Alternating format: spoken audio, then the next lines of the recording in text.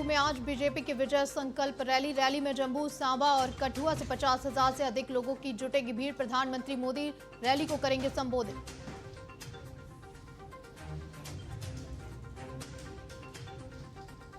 PM Modi आज हिसार में एक चुनावी रैली को करेंगे संबोधित। प्रत्याशियों को देंगे जीत का मंत्र, निशाने पर होगा चौटाला परिवार।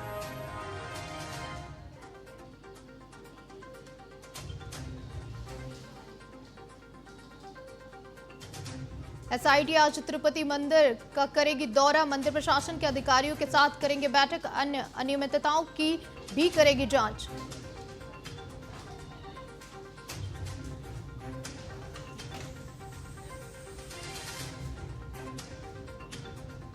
जम्मू कश्मीर के कुलगाम में सेना और आतंकियों के बीच मुठभेड़। सेना के 3 जवान और एक पुलिस अधिकारी घायल। अस्पताल में घायलों को कराया गया भर्ती।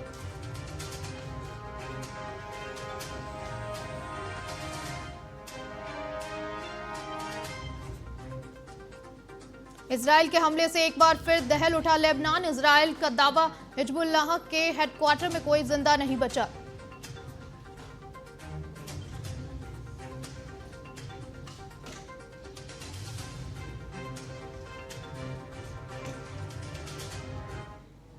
नमस्कार, मैं हूं शाली राज और आप देख रहे हैं टीएनपी न्यूज। आइए नजर डालते हैं देश दुनिया की तमाम खबरों पर। दिल्ली से इस वक्त की बड़ी खबर, दिल दहला देने वाली घटना आई सामने। जहर खाकर 4 बेटियों संग पिता ने दी जान। एक ही परिवार के 5 लोगों की मौत। स्थानीय लोगों से पूछताछ में जुटी पुलिस दिल्ली में एक दर्दनाक घटना सामने आई है। दिल्ली के वसंत कुंज साउथ के रंगपुरी गांव में एक शख्स ने जहर खाकर अपनी 4 बेटियों के साथ खुदकुशी कर ली। घटना की जानकारी होते ही मौके पर पहुंची पुलिस ने फ्लैट का ताला तोड़कर शवों को बाहर निकाला और मामले की जांच पड़ताल में जुट गई। जानकारी के मुताबिक बिहार के छपरा जिले के रहने वाले मृतक हीरालाल अपनी 4 बेटियों के साथ रहते थे। उनकी 2 बेटियां दिव्यांग होने की वजह से चलने फिरने में असमर्थ थी। वहीं पत्नी का पहले ही निधन हो चुका था। हीरालाल वसंत कुंज के एक अस्पताल में कारपेंटर का काम करता था।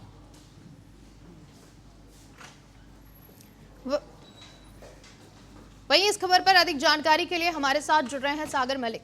सागर, दिल्ली में दर्दनाक घटना सामने आई है जहां वसंत कुंज के रंगपुरी गांव में एक शख्स ने जहर खाकर 4 बेटियों के साथ खुदकुशी कर ली है। आखिर क्या मजबूरी रही इसके पीछे? देखिए, जहां तक मिली जानकारी के अनुसार जो हीरालाल व्यक्ति जिसकी उम्र 50 वर्ष बताई जा रही है, कोई स्पाइनल इंजरी हॉस्पिटल है वसंत कुंज में, वही काम करता था।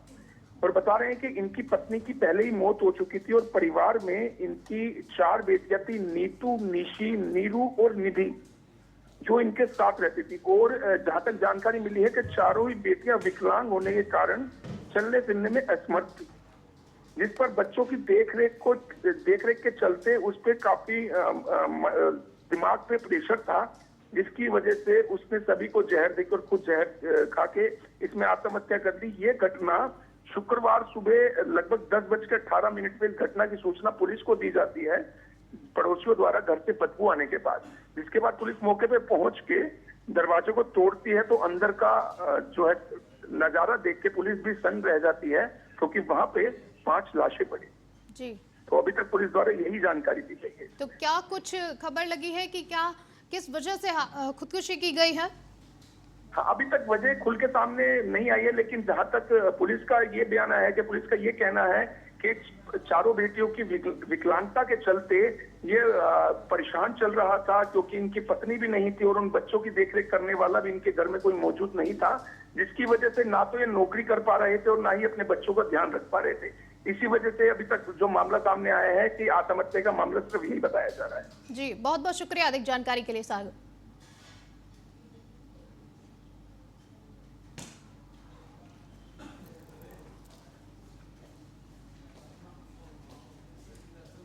दक्षिण कश्मीर के कुलगाम जिले के आदिगाम इलाके में चल रही मुठभेड़ में सेना के 3 जवान, एक पुलिस अधिकारी घायल हो गया है। पुलिस अधिकारी ने बताया कि आतंकवादियों के साथ प्रारंभिक गोलीबारी के दौरान सेना के 3 जवान और एक पुलिस अधिकारी एएसपी घायल हो गए। इन सभी को तुरंत इलाज के लिए अस्पताल ले जाया गया, जहां उनकी हालत स्थिर बताई जा रही है। इलाके में सर्च ऑपरेशन जारी है। जम्मू कश्मीर में दक्षिण कश्मीर के कुलगाम जिले में आदिगाम इलाके में चल रही मुठभेड़ में 3 जवान घायल हो गए और एक एक पुलिस का जवान भी घायल हुआ है। सेना के 3 जवान और एक पुलिस अधिकारी घायल हुआ। इस मुठभेड़ में आतंकवादियों के साथ ये मुठभेड़ हो रही थी। घायलों को अस्पताल में भर्ती कराया गया है। साथ ही वहीं इस खबर पर अधिक जानकारी के लिए हमारे साथ जुड़ रहे हैं राजा शफीक। राजा, दक्षिण कश्मीर के कुलगाम जिले में आदिगाम इलाके में चल रही मुठभेड़ में 3 जवान घायल हुए और एक पुलिस कर्मचारी भी घायल बताया जा रहा है, तो क्या कुछ अपडेट है इस पूरी खबर पर? चांदनी, मैं आपको ये बता दूं, सुबह ये रात के 3 बजे यहाँ पे कार्डन लगा था, लेकिन सुबह 6 बजे के करीब फिर फायर वापसी हुई। तो एक उसमें जिसमें एएसपी जख्मी और उसके साथ 3 आर्मी वाले, तो फिर फोर्स ने यहाँ पे कार्डन करके तो उनको घेरे में लेके रखा है। अभी तक जो इतलात के मुताबिक हमें ये मसीह के ग्राउंड जीरो पे खड़े हैं अभी, तो यहाँ पे फोर्स लगी है। अभी तक सर्च अभियान जारी है अभी तक। तो जो इतला के मुताबिक 2 से 3 आतंकवादी छुपे हुए थे यहाँ पे। जी जी, तो क्या कुछ स्थिति है जवानों की? जवान उनको भर्ती किया गया हॉस्पिटल में, तो वो अभी तक ठीक है। तो जो ही हमने ऑफिशियली आईजी से बात की थी, तो उसने तो फोन पे ये कहा वो सारे ठीक है। 3 आर्मी के जवान, एक एएसपी इसमें जख्मी घायल हुए। जी, बहुत बहुत शुक्रिया राजा। पूरे गांव में जी जी जी, बहुत बहुत शुक्रिया अधिक जानकारी के लिए। जम्मू कश्मीर के कुलगाम में जैसा कि पता चला है 3 जवान और एक पुलिस अधिकारी घायल हुआ है।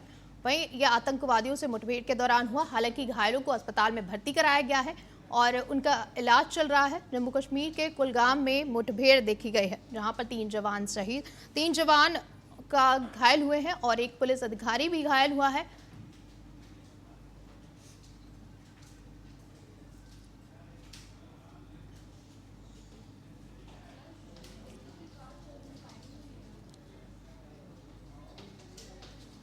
जम्मू कश्मीर विधानसभा चुनाव के आखिरी तीसरे चरण में एमए स्टेडियम जम्मू में आज पीएम मोदी विजय संकल्प रैली करेंगे। रैली में जम्मू, सांबा और कठुआ जिलों से करीब 50,000 से अधिक लोगों की भीड़ जुटाई जाएगी। इस रैली के साथ ही बीजेपी का मुख्य प्रचार अभियान भी थम जाएगा, जिसके बाद डोर टू डोर मतदाताओं तक पहुंच जाएगा।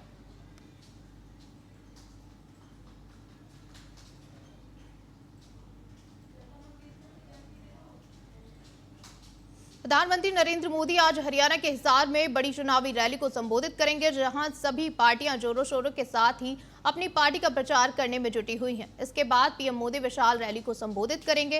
वहीं हिसार रैली की सफलता को लेकर हरियाणा बीजेपी ने पूरी योजना बनाई है, जिसमें कुरुक्षेत्र और गोहाना रैली में कांग्रेस पर सीधा हमला बोलने वाले मोदी के निशाने पर हिसार में चौटाला परिवार भी होगा। साथ ही पीएम मोदी की रैली को लेकर सुरक्षा के पुख्ता इंतजाम भी किए गए हैं।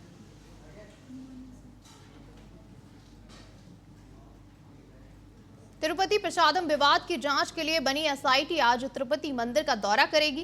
इस दौरान एसआईटी की टीम मंदिर प्रशासन के अधिकारियों के साथ बैठक करेगी, जिसमें बैठक प्रसादम से जुड़े सवाल जवाब होंगे। दरअसल आंध्र प्रदेश सरकार ने प्रसिद्ध तिरुमाला वेंकन्ना लड्डू तैयार करने में इस्तेमाल किए जाने वाले घी में मिलावट की जांच के लिए एसआईटी का गठन किया है।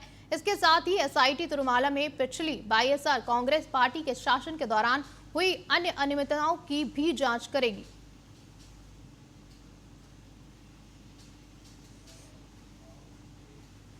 महाकाल नगरी उज्जैन में बीते शुक्रवार शाम एक बड़ा हादसा हो गया। भीषण बारिश के कारण महाकाल मंदिर के सामने बने गणेश मंदिर के पास पुरानी दीवार ढह गई।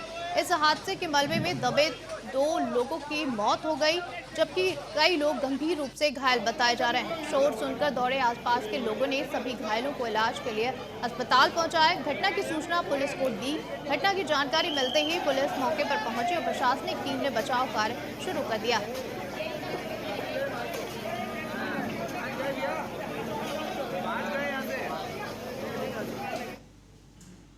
यूपी के बाबा हैं सॉन्ग फेम कवियत्री अनामिका जैन अंबर की सास को डिजिटल अरेस्ट कर उनसे 1 करोड़ की ठगी की कोशिश की गई है। साइबर हैकर्स ने अनामिका जैन अंबर की सास को व्हाट्सएप कॉल कर धमकाया। साथ ही उनके बेटे कवि सौरभ जैन सुमन को रेप के मामले में फंसने और महिला की हत्या के मामले में आरोपी होना बताया है। इसके बाद उनका नाम निकालने के लिए नाम पर 1 करोड़ रुपए की ठगी का प्रयास किया गया है। का मेरे पास फोन आया, वो कहते कि मैं थाने से बोल रहा हूँ, सब इंस्पेक्टर हूँ और आपके बेटे को हमने रेप केस में पकड़ा है। दोस्तों के साथ वो लड़की का रेप किया, उसका मर्डर कर दिया और आपका बेटा अब छूटेगा नहीं, आप हमें 1 करोड़ रुपया दो। कह रहे जी अगर आपने 1 करोड़ रुपया नहीं दिया तो आपके बेटे को फांसी हो जाएगी, और वरना अगर आप दे देते हैं पैसे तो हम बच्चों से अलग करके उसको छोड़ देंगे, हम उनके बच्चों के साथ उसको फिर नहीं रखेंगे। और उन्होंने रोने की आवाज सुनाई मुझसे, कहते अपने बेटे से बात करो। तो वो कहता है कि जी मुझे मार रहे हैं, बहुत मार रहे हैं, मुझे पैसे दे दो, आप जो मांग रहे हैं आप पैसे दे दो, लेकिन मुझे छुड़ा लो यहाँ से। भोपाल में 5 साल की लापता बच्ची का फ्लैट में शव मिलने के मामले में बड़ा खुलासा हुआ है। पुलिस कमिश्नर हरिनारायण चारी मिश्र ने एक सनसनीखेज वारदात का खुलासा करते हुए बताया कि बच्ची के फ्लैट के सामने ही रहने वाले अतुल ने पहले बच्ची के साथ दुष्कर्म किया और उसकी हत्या कर दी।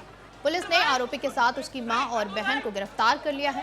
दरअसल मां और बहन ने घटना को छुपाते हुए आरोपी का साथ दिया था। वहीं पूरे मामले की जांच के लिए एक SIT का भी गठन किया गया है।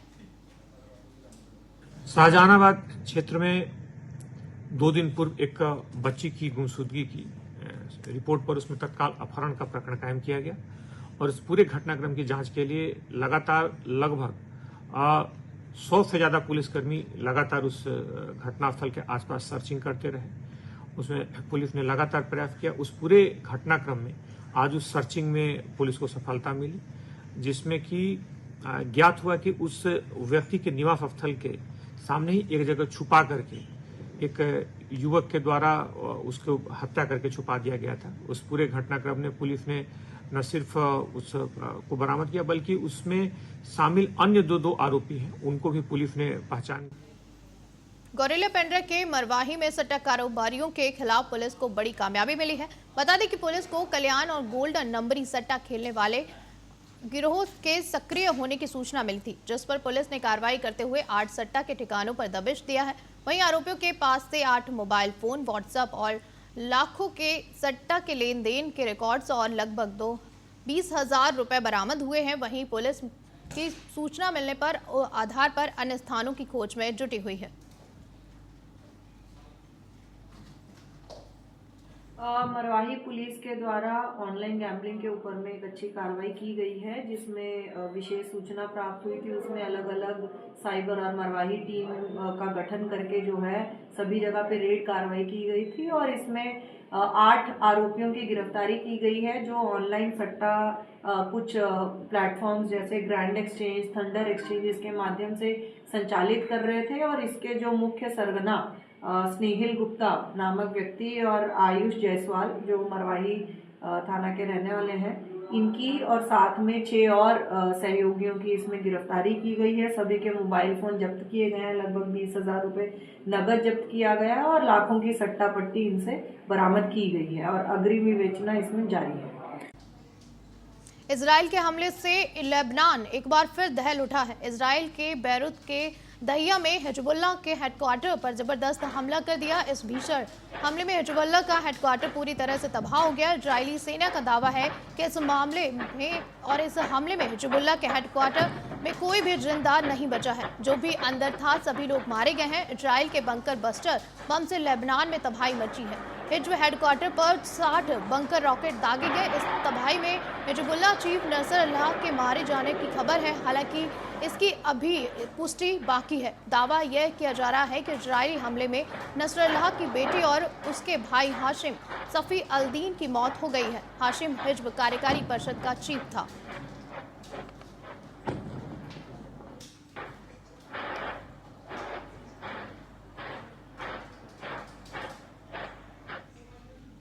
इसी के साथ देश दुनिया की तमाम खबरों के लिए देखते रहिए TNP न्यूज़। नमस्कार।